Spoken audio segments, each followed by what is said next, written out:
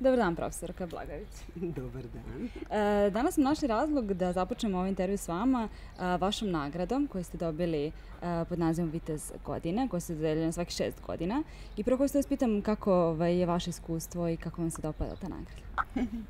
Pa prvo, nagradu ne čini sama nagrada, nego čine ljudi koji su dobili. Društvo je fantastično. Od istaknutog pisca Gatalice preko profesora Vase Antunovića za medicinu koji je dobio tu nagradu. Znači, ovo je Vitez glume za 2014. godinu koja se dodeljuje povodom Vidovdanskih dana i sama reč vitez znači neko ko je dosledan svojoj sudbini, ko je odan, dostojanstven, dobar i ko ne odstupa od nekih svojih načela.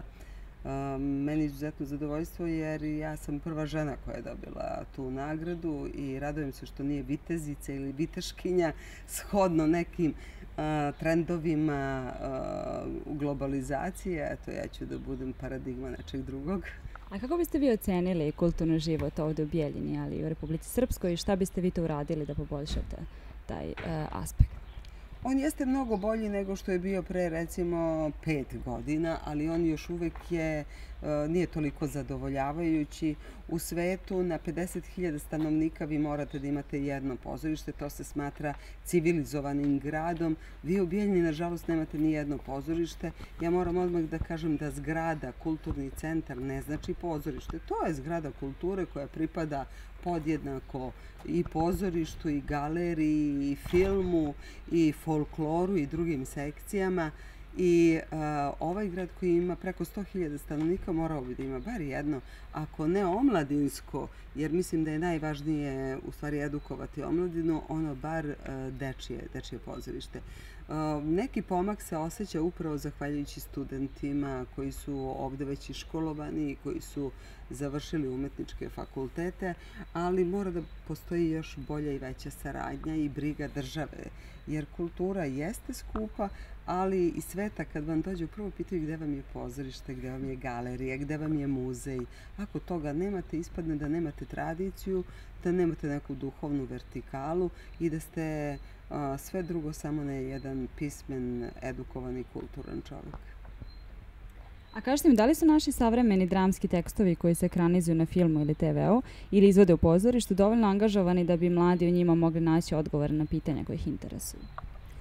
Pa uglavnom ima mladih pisaca. Evo, mi imamo baš na našem univerzitetu Sinergija na odseku za filmsku i dramsku umjetnost jednu mladu spisateljicu Milicu Konstantinović koja predaje istoriju filma i predaje svetsku i domaću dramu, koja je nagrađivana u Beču, recimo je dobila nagradu za svoj autorski dramski tekst.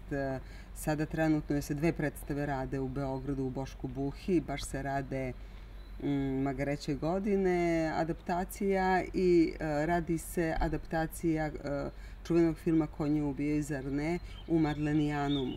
Znači, mladi ljudi, mladi pisci imaju priliku da se iskažu kroz svoje tekstove kao što će i naši studenti kroz svoje filmove da se iskažu i već se iskazuju.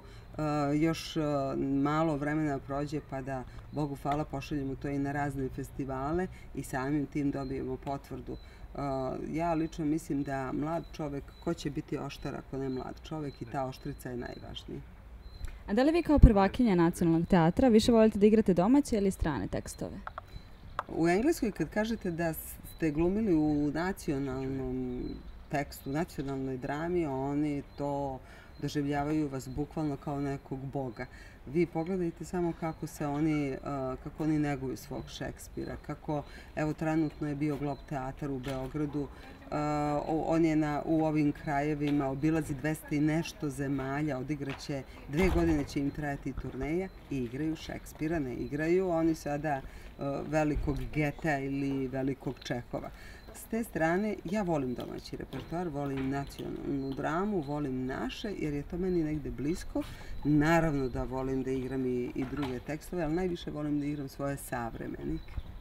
A koje pisce trenutno igrate u matičnoj kući Narodnom pozorištu u Beogradu? U Narodnom pozorištu trenutno igram Albert Kamija. Igram u tekstu svog supruga Siniše Kovačevića. Igram u Zvezdara teatru Milicin, baš naše profesorke Milice Konstantinović, tekst Sokin i Bosina. Igram dosta naslova i sve je to raznoliko i sve traje dugo. A kad smo već kod vaših uspeha, pre nekoliko dana u Bijeljini u Centru za kulturu održana je proslava 100-godišnjice rata i pored vašeg nastupa imali smo prilike da vidimo i nastup vaših učenika. Kako ste vi zadovoljni time? Da, zato ste me i oslovili sa profesorica, a ne sa mojim osnovnim zanimanjem koji je gluma. To su moji studenti sa Univerziteta Sinergija, sa Fakulteta za dramsku i filmsku umjetnost, sa odseka glume, pošto na tom fakultetu imamo i druge odseke kao što su montaža, kamera, režija. Zadatak profesora jeste da osposobi svog studenta za buduće zanimanje.